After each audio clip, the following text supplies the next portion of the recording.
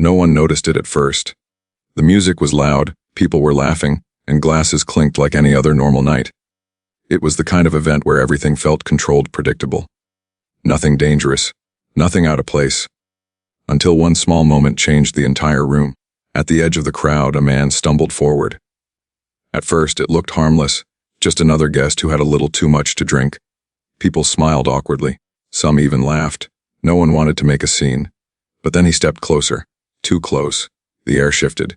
You could see it in the way conversations slowed, in the way eyes began to follow his movements instead of ignoring them.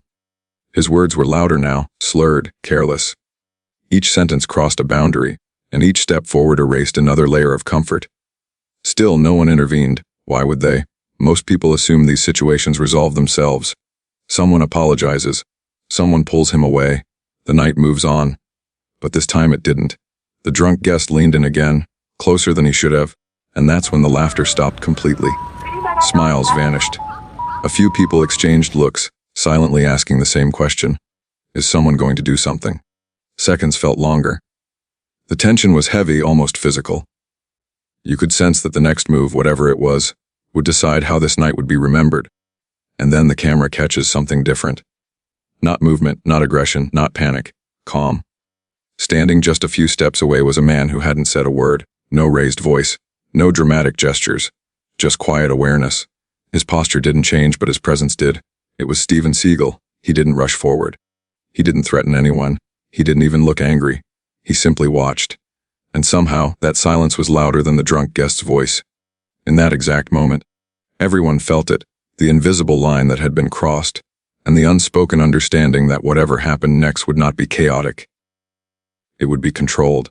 Because when chaos meets absolute calm, only one of them survives. And what Steven Seagal did next left the entire room stunned. For a few seconds, nothing happened. And that was the strangest part. The drunk guest swayed slightly, waiting for a reaction that didn't come. No shouting. No confrontation. No one stepping in like a hero from a movie. Just a room full of people holding their breath, unsure of how quickly things could spiral out of control. Someone laughed nervously. Another person looked down at their phone, pretending not to notice. A few steps back created space, the kind people create when they hope distance alone will solve a problem. But distance wasn't solving anything. The drunk guest spoke again, louder this time. His words didn't even make sense anymore, but the intention behind them was clear. He wanted attention, control, a response. And every second he didn't get one, he pushed further. This is how situations like this usually go wrong. Not because of one big mistake, but because of dozens of small ones. Ignoring the signs, hoping someone else will act, convincing yourself it's not that serious, yet the room felt it. The tension wasn't explosive, it was sharp-tight. Like a wire pulled too far, waiting to snap. Across the space stood Steven Seagal, completely still. Not observing like a spectator, but like someone measuring time. He wasn't focused on the noise. He wasn't watching the crowd. His attention was locked on one thing, only intention. The drunk guest took another step. His balance was off, but his confidence wasn't. That false confidence alcohol gives, the kind that makes people believe they're untouchable. A few guests subtly shifted behind Steven Seagal, as if instinctively choosing where they felt safest. No one announced it. No one planned it. It just happened. And that spoke louder than words. Still, Steven Seagal didn't move. No warning, no lecture, no show of force. Because experienced people don't rush into chaos, they wait for clarity. And clarity was coming. The drunk guest leaned forward again, crossing into personal space that didn't belong to him. His tone sharpened. His body language became careless, disrespectful. That was the moment the situation changed from uncomfortable to unacceptable. You could see it in the crowd. Eyes widened. Shoulders stiffened. The energy dropped. Everyone knew this was the point of no return. And yet the calm didn't break.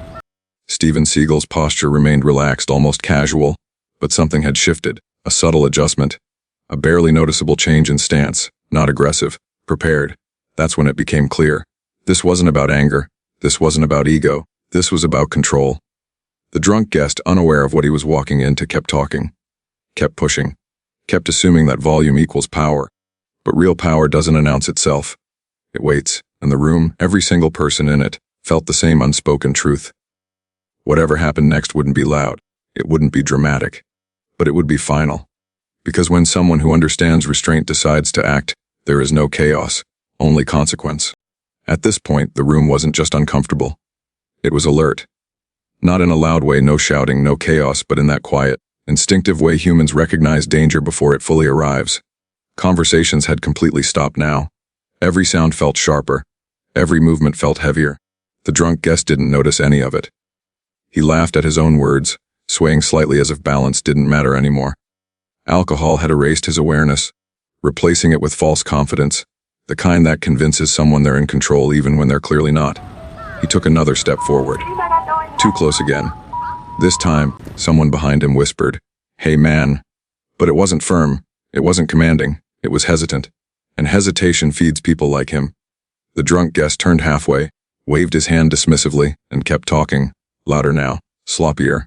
His words weren't just inappropriate anymore, they were provocative. Testing reactions, testing limits. That's when the energy shifted for real. You could feel it ripple through the crowd, like a warning passing silently from one person to another. Shoulders squared, feet adjusted.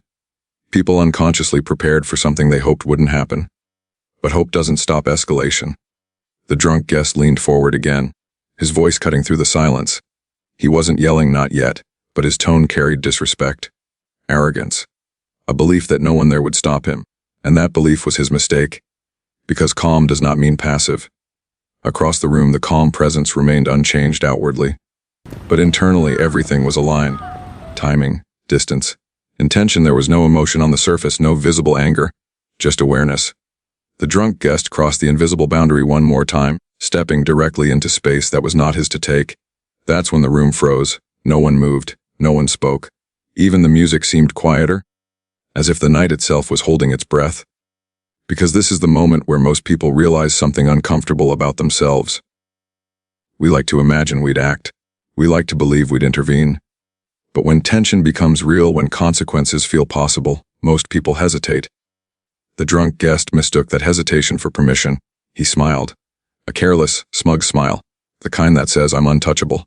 He spoke again, slower now, deliberately pushing the moment further, as if daring someone to respond. Still, nothing happened. And that silence began to work against him, because silence isn't weakness. Silence is pressure. The calm figure shifted slightly, not forward, not backward, just enough. A subtle adjustment most people wouldn't notice, but those who understood body language felt it immediately. This wasn't hesitation. This was preparation. The drunk guest finally sensed it. His words slowed. His eyes flickered for just a split second, scanning faces, searching for reassurance from the crowd. He didn't find it. What he found instead was stillness. The kind that doesn't ask. The kind that doesn't threaten. The kind that decides. For the first time all night, uncertainty crossed his face. Not fear, not yet, but confusion. The sudden realization that the dynamic had changed, even though nothing obvious had happened. That realization came too late, because escalation doesn't always look like shouting or violence. Sometimes, escalation is simply the moment when someone who has been patient decides they have seen enough. And everyone in that room knew it. They didn't know what would happen next. They didn't know how it would unfold.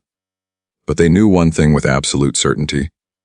This situation was no longer in the drunk guest's control, and when control shifts silently, the impact is always stronger. What happened next didn't explode. It didn't crash. It landed hard. If you were standing there, would you step in? Or would you freeze like everyone else? What followed wasn't sudden. It wasn't dramatic. In fact, if you blinked at the wrong moment, you might have missed it entirely. The drunk guest stood there, mid-sentence, waiting for a reaction that never came. His voice echoed awkwardly in the silence, sounding smaller, now thinner, as if the room itself had stopped taking him seriously.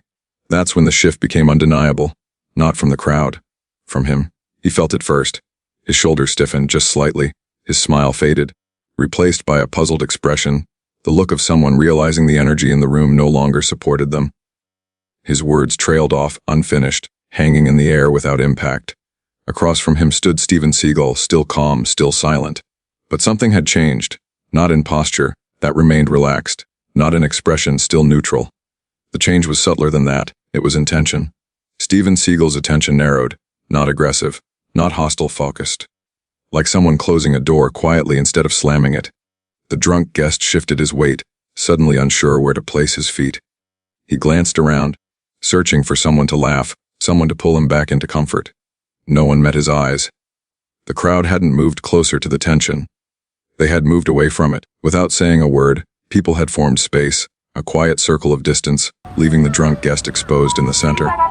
Not isolated by force, but by choice. That's when the realization hit him. He wasn't the center of attention anymore. He was the problem.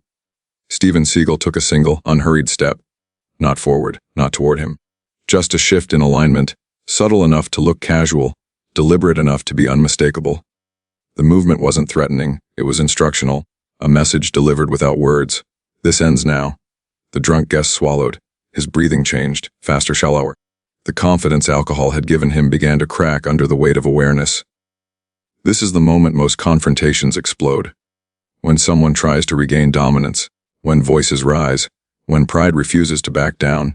But that didn't happen, because the silence didn't invite escalation, it denied it. Steven Seagal didn't speak, he didn't gesture. He didn't even acknowledge the crowd. He simply waited, and waiting, in this context, was power. The drunk guest shifted again, his body now betraying him. His stance was unstable, no longer leaning forward, but no longer advancing either. Stuck between retreat and stubbornness. His eyes flicked to Steven Seagal's hands, still, relaxed, open, and somehow that was more unsettling than clenched fists ever could be. Seconds stretched. The room felt suspended, as if everyone understood that whatever happened next would be decided in a single breath. The drunk guest opened his mouth to speak again, then stopped. For the first time all night, he hesitated. Not because someone threatened him, not because someone shouted, but because something in front of him didn't need to. That hesitation was the warning.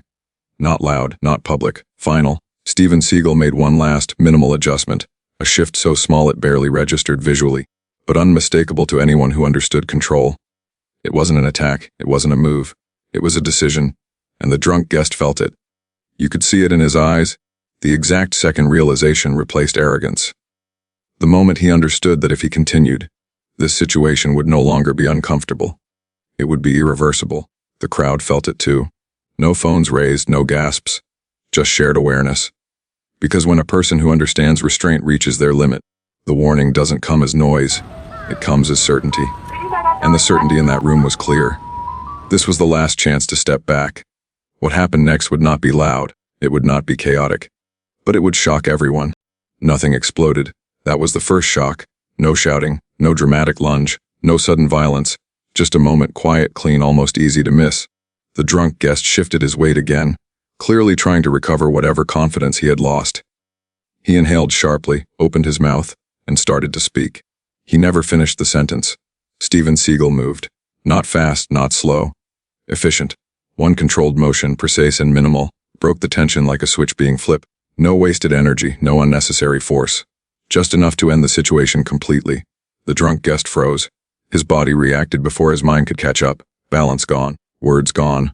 The smugness evaporated instantly, replaced by shock, real shock, the kind that hits when someone realizes they misjudged everything. The room gasped, not because of what they saw, but because of how little they saw. No chaos, no struggle, just instant compliance. The drunk guest stumbled back, eyes wide, suddenly aware of his own vulnerability. He wasn't hurt. He wasn't attacked. But something far more powerful had happened. He had been neutralized, and it happened so quietly that for a second, no one even spoke. Steven Seagal didn't raise his voice, didn't threaten, didn't even linger. He released, stepped back, and the space between them returned, except now, the dynamic was completely reversed. The drunk guest stood there, shaken, embarrassed, exposed. And everyone knew it was over. Here's where the second shock landed. Steven Seagal didn't stay. He didn't posture. He didn't wait for applause. He turned away. As if the moment had never required effort in the first place. That's when the weight of it hit the room. The crowd wasn't reacting to violence. They were reacting to restraint. To control so complete it didn't need emphasis. Security moved in seconds later, not urgently, not aggressively, just professionally. The drunk guest didn't resist. Didn't argue. Didn't look for backup. He followed, quietly. Because something inside him understood what his pride couldn't undo. Think about it. Most people expect dominance to be loud, explosive, unmistakable. But what you just witnessed was dominance without noise, authority without force, and that's why it shocked everyone. Steven Seagal didn't look back, no smirk, no acknowledgement. Just calm footsteps moving away as if nothing worth remembering had happened, but the room would remember. People started talking again softly at first. Whispers, questions, nervous laughter returning in pieces, like the atmosphere was being rebuilt brick by brick. The drunk guest was gone, the tension was gone, but the lesson stayed. Because everyone there had just witnessed something rare. A moment where chaos tried to take control and failed. Not because someone was louder, not because someone was stronger, but because someone understood when to act and how little it actually takes. That's the kind of moment people replay in their heads later. The kind they talk about on the way home. The kind that makes you rethink what power really looks like. And for the viewers watching this unfold, one thing became impossible to ignore. Sometimes the most shocking response is the quietest one. Was that restraint or was that real power? For a moment after it ended, no one spoke. The space where the confrontation had happened felt strangely empty, like the room itself was recalibrating. People stood where they were, unsure whether to move, unsure whether it was truly over, even though everything about the moment said it was. Then someone exhaled. Not loudly, not deliberately. Just a release of tension that seemed to give everyone else permission to breathe again. The music slowly returned to the room, not because someone rushed to turn it back up, but because silence had finished its work. Conversations restarted in fragments, cautious at first, like stepping onto ice that might still be thin. Did you see that? Was that real? I didn't even understand what happened. No one spoke with certainty, and that uncertainty made the moment feel even more real. Security escorted the drunk guest out of sight. There was no resistance, no protest. He didn't look back. His shoulders were low, his movements careful now, the body language of someone who had learned something the hard way. What followed wasn't applause. There were no cheers, and that absence mattered. Because what had happened didn't feel like entertainment. It felt like correction. People didn't gather around Steven Seagal. They didn't ask for photos or reactions. Instead, something quieter happened. People adjusted their behavior. Voices lowered. Personal space widened. Boundaries became visible again. Steven Seagal didn't stay at the center of the room. He moved to the side, speaking calmly with someone nearby, his tone relaxed, almost ordinary. There was no trace of tension left in him, as if the moment had required no emotional cost at all. That, more than anything, unsettled people. Not in fear, but in realization, because it exposed how much energy most of us waste reacting emotionally when control doesn't require it. A few guests exchanged looks, the kind of look that says, we just witnessed something we won't forget. Not because it was extreme, but because it was precise. Someone quietly said, he didn't even raise his voice. Another replied, that's the scary part. Laughter followed, nervous but genuine, the kind people use to release leftover adrenaline. The room began to normalize again. But it wasn't the same. The atmosphere felt cleaner. Clearer, like something disruptive had been removed, not just physically, but psychologically. This is what most videos never show. They end at the moment of action, the shock, the payoff, and cut away before the impact settles. But the aftermath is where meaning forms. Because action without reflection is just spectacle. Reflection turns moments into lessons. Steven Seagal eventually left the area entirely, not announced, not noticed by everyone.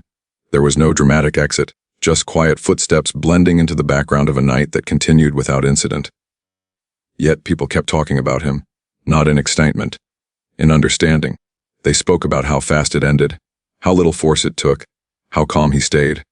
And slowly, the story began to change shape. It wasn't about a drunk guest anymore. It became about restraint, about awareness, about knowing when enough is enough. By the end of the night, most people agreed on one thing. They felt safer, not because security was visible, not because someone was aggressive, but because they had seen what real control looks like. And control, once demonstrated, has a way of lingering in a space long after the moment has passed. As people left, the night felt quieter, not empty but resolved, like a chapter that had closed exactly when it needed to. Nothing had been broken, no scene had been made. Yet everyone walked away with the same unspoken thought. That could have gone very differently, and it didn't. Because someone understood the difference between reacting and deciding. By the time most people realized it, he was already gone. Not rushed, not followed, not announced. One moment Steven Seagal was part of the room, the next, he was just another figure moving calmly toward the exit, blending into the background of a night that had finally settled. No one stopped him. Not out of fear, not out of awe, but out of respect. Because moments like that don't invite attention afterward. They close themselves, The room continued. Music played. Conversations flowed again. Yet something invisible had shifted, a quiet recalibration of boundaries. People stood a little farther apart. Voices stayed a little lower. Laughter returned, but without recklessness. The night didn't feel ruined. It felt corrected, and that's the part most people miss. Power didn't enter that room loudly. It didn't dominate. It didn't perform. It arrived calmly and left nothing behind except clarity. Long after Steven Seagal disappeared from sight, the story kept moving, not through noise, but through reflection. People replayed the moment in their heads, trying to pinpoint exactly when control shifted. Some thought it was the movement. Some thought it was the silence. Others realized it happened much earlier, the moment restraint replaced reaction. That's why this moment stays with people, because it challenges what we think strength looks like. We're taught that authority raises its voice, that dominance needs spectacle, that control must be visible to be real. But what happened here quietly dismantled all of that. The drunk guest crossed a line, and the response wasn't humiliation, violence, or chaos. It was finality, clean, contained, unavoidable. And then it ended, no lecture, no victory lap, just a calm walk away. That's why this moment loops in your mind, because it leaves a question without forcing an answer. What if real power doesn't need witnesses? What if confidence doesn't need validation? What if the strongest response is knowing exactly when and how little to act? Most people never get to see that in real life. They see arguments, they see escalation, they see mistakes colliding loudly. But this was discipline in motion, and discipline is unsettling because it can't be provoked. That's why the moment didn't end when the drunk guest left. It ended when the room understood something new. That chaos doesn't win by being loud. It wins when it's ignored too long. And control doesn't announce itself, it waits. As the night faded and people eventually went their separate ways, the story didn't turn into exaggeration or hype. It became quieter with each retelling, more focused on the absence of drama than the presence of action. He didn't even react. Someone said, "That's why it worked." Another replied, "And that's the final lesson." The most shocking thing in that room wasn't what happened. It was how little needed to happen. Because true authority doesn't chase attention. It doesn't demand it. It leaves, and lets the silence explain the rest. Final TOHT. If that were you, would you recognize real power, or mistake silence for weakness? Fade to black. Music drops 2 seconds early. And just like that, the story doesn't end. It repeats.